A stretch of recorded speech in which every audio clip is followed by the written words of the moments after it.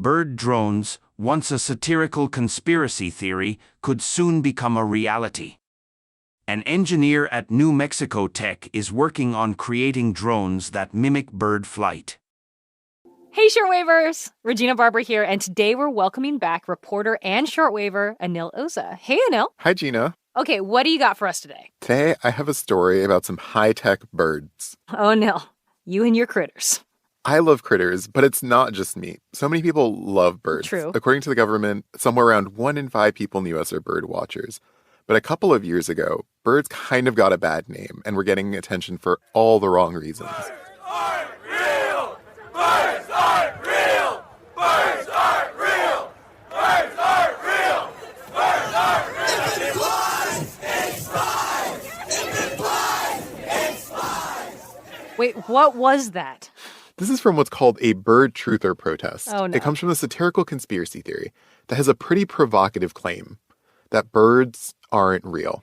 It was created as a commentary on how misinformation spreads nowadays, but I know someone that can explain it a lot better than I can. I've been running a fake conspiracy theory called Birds Aren't Real for the past 5 years or so, which posits that the U.S. government killed over 12 billion birds in the American skies and replaced them with surveillance drone replicas that watch you and me every day. Peter McIndoe's fake conspiracy theory caught a lot of people's attention, including news outlets like CBS and Fox, because of how absurd it was, which was kind of the whole point. More than 1 million people have become followers of a conspiracy theory that birds aren't real. A campaign called Birds Are Not Real brings its efforts to the Mid-South. I believe the government replaced birds with deep state agents who surveil the American citizenry.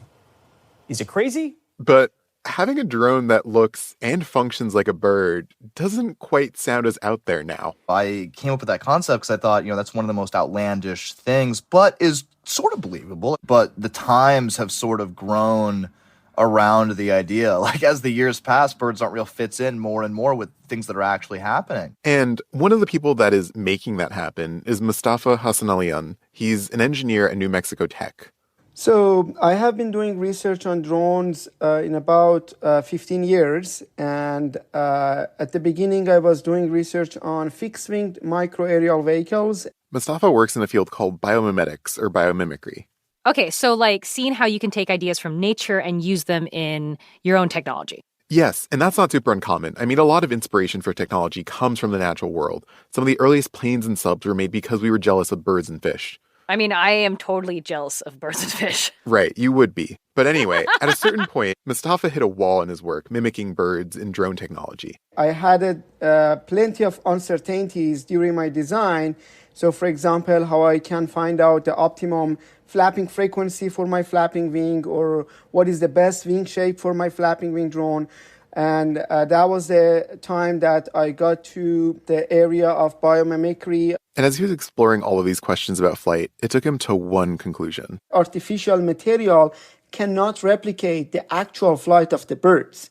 He just couldn't get it as good as nature had, and so he stopped trying to copy it himself. Maybe instead of artificial material, I can use the feathers or the wings of the actual birds that they naturally did and they are taxidermied, and use them for my flapping wings. Wow. Okay, so they use real birds to make drones. So what made them want to do this? Yeah, first, I want to clarify that no birds were harmed in the making of these drones. They were already dead, but Mustafa was hoping that they can tell us a little more about how the bodies of these birds actually work.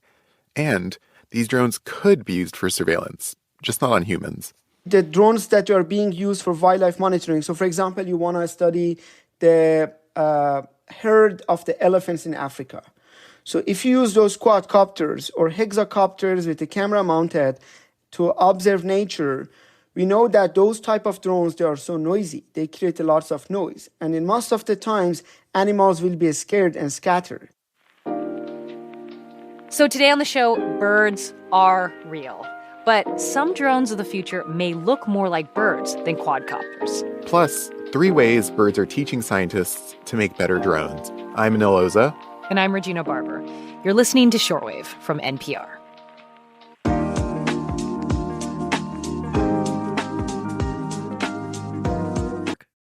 Okay, so Anil, we're going to talk about drones that are taking inspiration from birds, big first question. Why not just model all our robotics after nature? Clearly, Mustafa's pretty sold on this idea of bioinspiration. His lab is chock full of a bunch of different robots that are based on a ton of different things. Birds, fish, spiders, roly-polies. He's doing this because nature has been tinkering for so much longer than we have. So we know that during the millions of years of evolution, nature has developed like processes, objects, materials, and functions to increase its efficiency. So whatever we see in our daily life, or basically in the current life, is a treasure of millions of years. But it isn't perfect, and for Mustafa, it all comes down to scale. For example, nature hasn't quite tried to make something the size of an airplane that can fly and hold a ton of weight, but it's pretty good at getting flight on a smaller scale. So for example, I can develop insect-sized flapping wing drone. It would be more efficient to develop a drone using flapping motion in the size of insects rather than having a wing or propellers. So looking at birds may not have us rethinking how we make our planes, but they could reshape smaller drones. Okay, so that makes sense. But you mentioned 3 main lessons birds are teaching engineers. Does one have to do with wings? Yes, it does. I'm so good at this. Yes, you get a gold star for today. Yay! So lesson 1 is all about these wings and how efficient they are. So when you're flying, you're trying to generate force in 2 directions. Up, which is called lift, and forward, which is called thrust. Yes, this is bringing me back to physics. I'm feeling comfortable now. Yeah, it's not my favorite subject, though. Well, it's because I wasn't your professor. That is so true. But regardless of my personal feelings, in traditional drones, you have different parts of the vehicle doing these 2 different things, lifting the plane up and moving it forward. But in birds, they're doing both at the same time. When they flap their wings, they're getting lift and thrust at the same time, and it can really pay off. So how they save energy, what type of kinematics they are applying in order to be more efficient for this long migration. That's actually fascinating. Like, what about their wings make them such efficient flyers? So scientists have a couple of ideas, but they don't get the full picture quite yet. And it probably has to do with everything, from the shape of their wings to the way that they flap these wings and how they interact with the environment around them. And digging into the details about their wings brings me to lesson number 2. And for that one, I want you to think about color. Okay.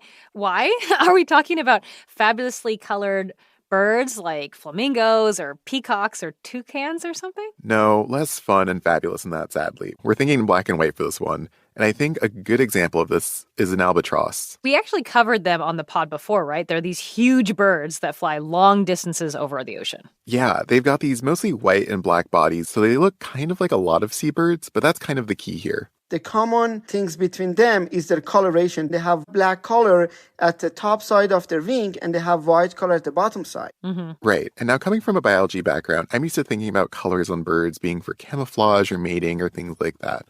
That's not what's going on here. The black color is absorbing more sun radiation, so it gets heat, so it changes the flow patterns around the wing. So the top surface of the wing is going to be hotter than the bottom side, and those birds, they can gain extra lift and in the same time reduce their drag.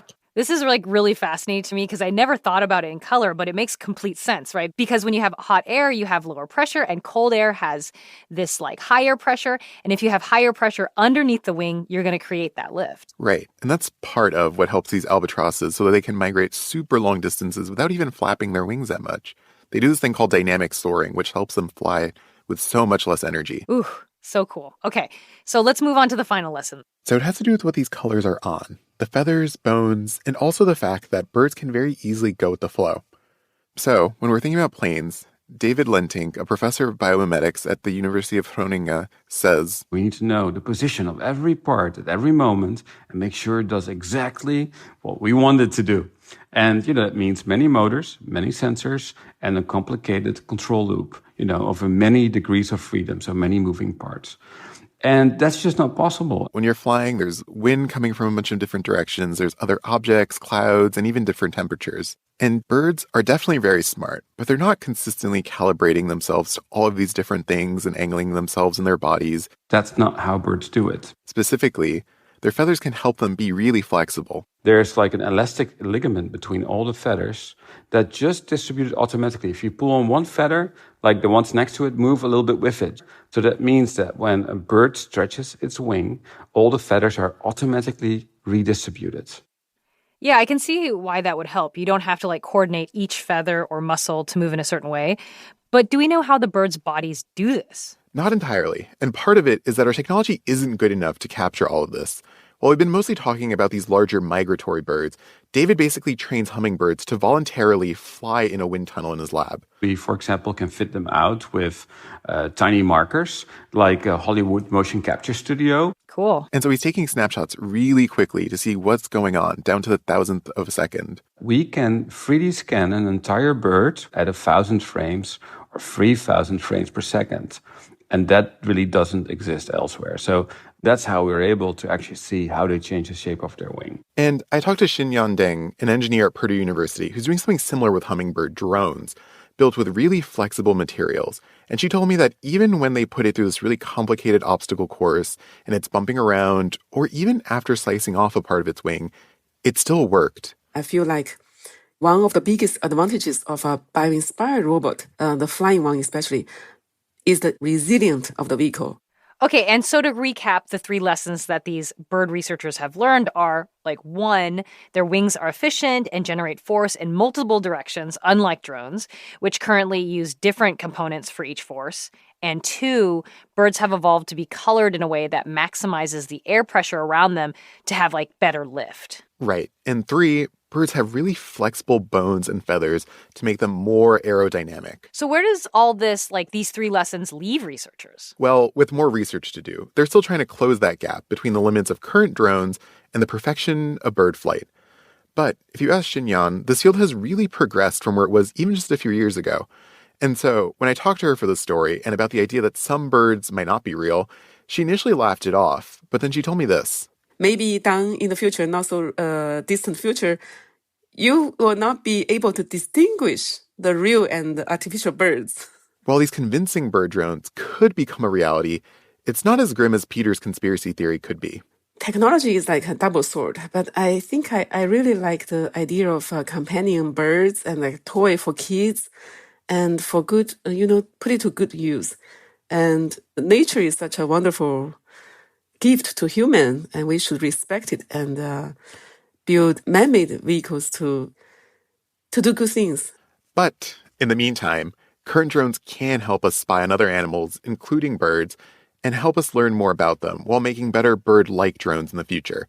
Plus, this technology can help us understand the physics of flight so much better. Thank you for bringing us this story. It's always my pleasure, Gina. And Anil, say it with me. Birds are real. I don't know if I can bring myself to do that. Do it. All right, birds are real.